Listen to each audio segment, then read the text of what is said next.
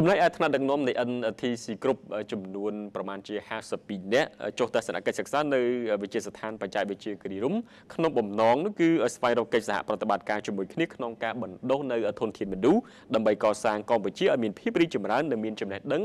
ជាចំណុចសំខាន់បំផុត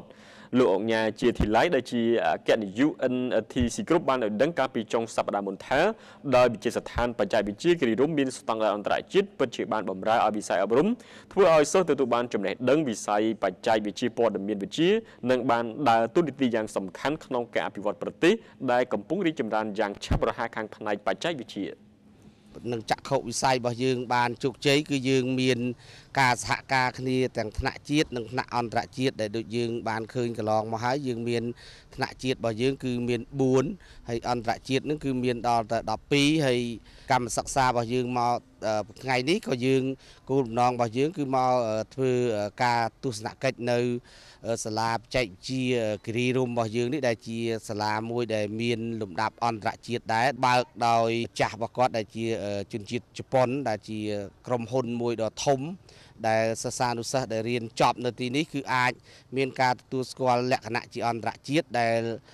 សញ្ញាបត្រដែលសិស្សដែលចប់នៅទីនេះគឺគេអាចយកទៅប្រើបាននៅតាមបណ្ដាក្រុមហ៊ុនធំៗដែលមានលក្ខណៈស្តង់ដារអន្តរជាតិហើយអាចទទួលជាកម្រៃប្រាក់ខែបានចាប់ពី$5,000ឡើងនោះហើយដោយមើលឃើញពីការរីកចម្រើនរបស់សវណ្ណភូមិជាស្ថានបច្ចេកវិទ្យាគិរីរម្យក៏បានមានចំណាប់អារម្មណ៍នឹង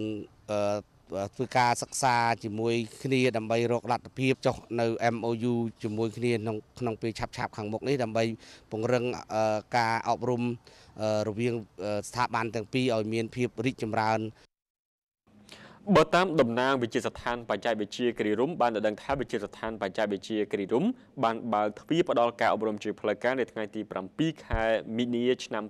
2014ដើម្បីលើកកម្ពស់ការអប់រំដល់ប្រជាពលរដ្ឋឲ្យបានកាន់តែល្អប្រសើរឡើងបន្ថែមទៀត